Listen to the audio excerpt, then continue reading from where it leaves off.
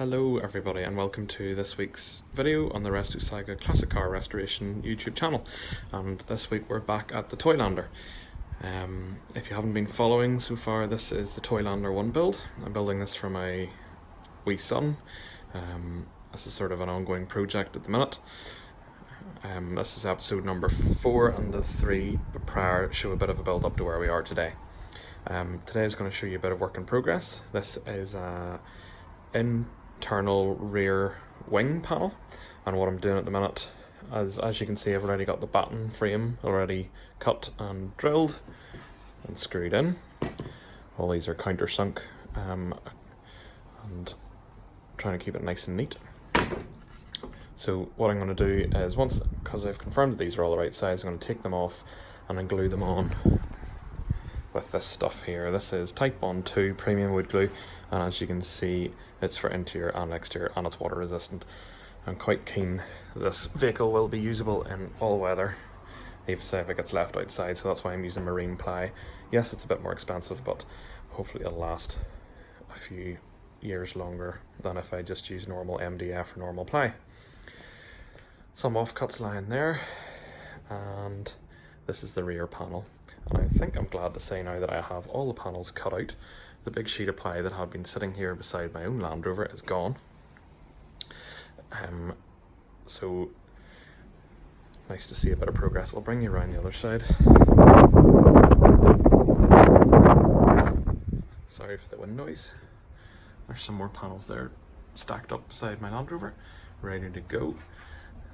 And these are the inner sill braces as well. Those are slightly different wood, presumably to add a bit of strength. And if we look out here, we have the chassis, the heel plate and the other inner wing, and these have all been already glued and screwed. So I'm going to take all these battens off here and put a bit of glue on, get this all wiped down, and then we're ready to make the back of the tub. So we'll catch you up in a wee minute. So there we go, I've taken all the little battens off this side of the wing. The screws I've left in situ so they can go back in again quickly and I don't lose them.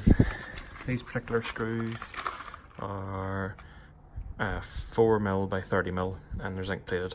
That's as recommended by Toylander themselves. The batten I'm using here is 20 by 20mm. Toylander themselves actually recommend using 19 by 19, but I wasn't able to find that and it was going to cost too much to get it cut specially.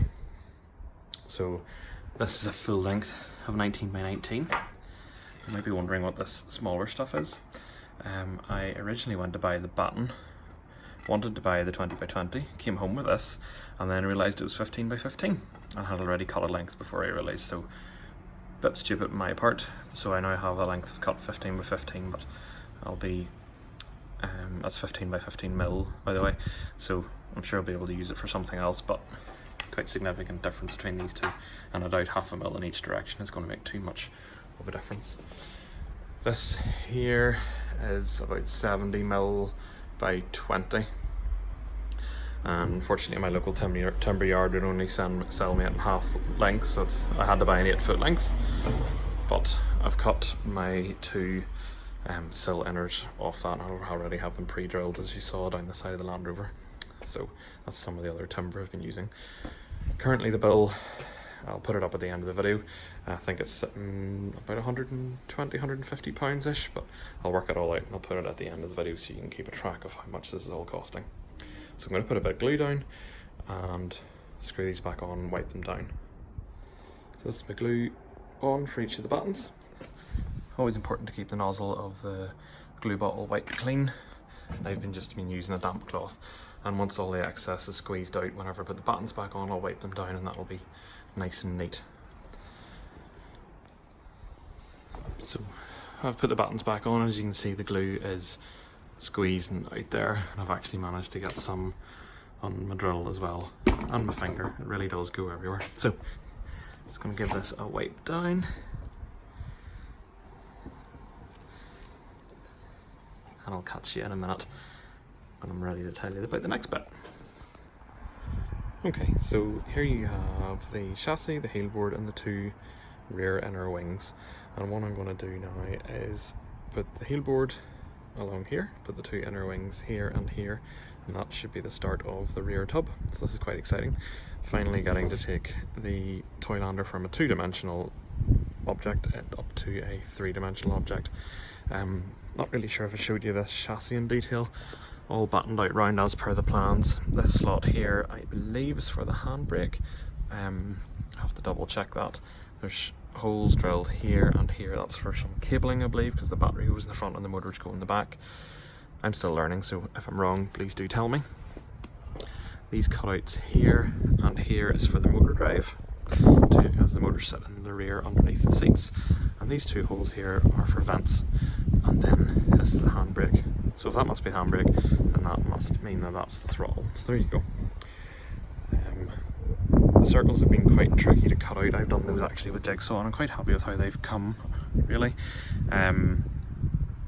Ideally you would have a hole saw to do this, but I can't afford all the various different hole saw sizes, so just did it with a jigsaw, rounded it off with a file, and then those will get little vents in them, the same as you would really get on the edge of your roof.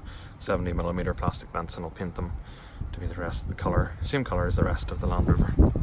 So here we go, let's get it inside, set it together, get it all clamped up and see how square it is. Sorry for so many cut twos in this video, but I haven't got a tripod yet. Next step, I've taken the rear wheel arch inners off just to allow me a bit more space to put the heel board on. As you can see, the clamps are on, it's screwed on and it's glued on, so final. This is near enough a 90-degree angle. I think whenever the inner are on and they push up against it, it will bring it nice and vertical. So it's now in 3 dimensions at last, starting to look a bit like a Land Rover, although you do need the eye of faith. But now I'm going to put the wheel arch inners on, and that should be us for the day. And it'll need to sit for at least 24 hours to let that glue to dry nicely. But really pleased with that. It's looking really tidy. The only disappointing thing is when I'm drilling holes in that, it's starting to splinter, which is a bit annoying. Not really sure how to get around that. Maybe my drill bits are a bit blunt, but I'll need to look into that. So next step, get these wheel arch inners on, and that should be us well on the way to this being a Toylander 1. Well, this is quite exciting. Starting to come together now. I have got it all clamped up here loosely. This is the heel board, which, as you can see with my 90-degree angle there, is really nice and vertical. That's great news. Really pleased that despite me only using a jigsaw rather than a circular saw, it's coming together nicely. And I've also clamped these 2 at the back, but I have made a bit of a mistake. This is the plan, and I've got my 90-degree angle here, but if you stand back here, you can see that these 2 here are slightly bent in. And then I noticed that they're filing on the hole, and I've got them the wrong way around. So the buttons are meant to be on the outside. So I'm going to switch that over now and set it all up again and recheck my 90-degree angles, because I think it's really important to keep it all nice and square. Otherwise you're going to have a wonky Toylander, and that the wee man will definitely not appreciate that. And I really want it to look its absolute best it can. So here we are again, and I've switched the 2 inner wings around, and these are now in the correct position. And as you can see, they're no longer filing on the vent holes, which is grand. I've rechecked my 90-degree angle here with the right angle. These 2 are still slightly bent in a bit, but just reading ahead in the instructions, there does be a batten that comes in here whenever you fit this rear panel. That goes on here, and that should brace those out a bit. I think it's the actual material isn't straight, because even though they're 90-degree at this end, they're not 90-degree at that end, so I think that will be okay. But I'll not drill any final holes just at the minute. Keep it all nice and loose, and I'll not glue it. But heel board's going to go on, and the 2 inner wings are going to go on now. So I'll take it all apart, drill my holes, mark it, and start gluing.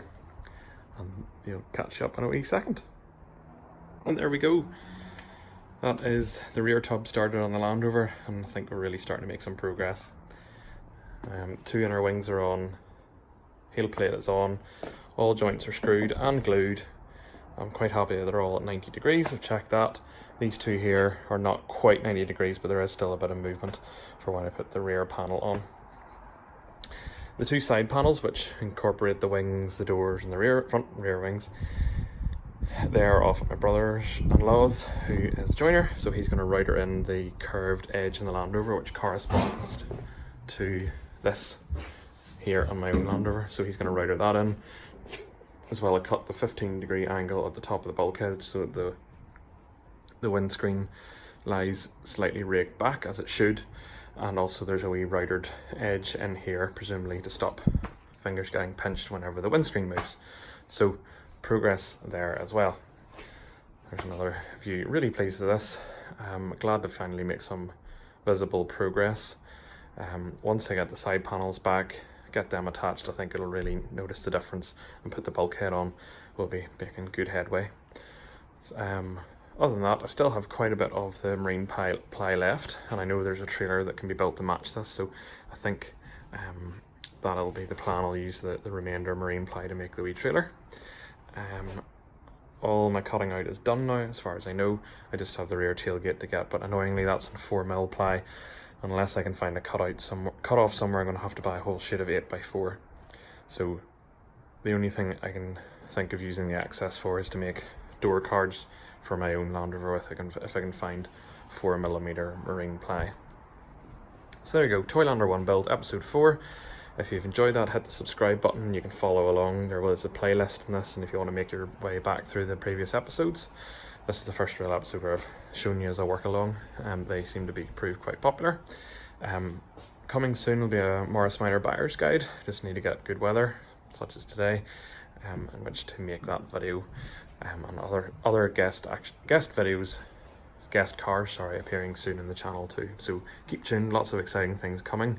The Toylander will be progressing, and it'll be nice to see some progress, and hopefully have the body finished before Christmas is the plan. And then lots of mechanical work to be done, get the welder out again and make my own axles and incorporate the electric motors, battery, steering, all that. Recently bumped into a wee guy at a show who had one, and my wee son absolutely loved it, so big incentive to get this finished for him. So hope you enjoy that. Hit the subscribe button, like the video. I can reply to all my comments, any questions or anything, or suggestions or constructive criticism, always happy to listen to. So thanks for watching, and catch you next week.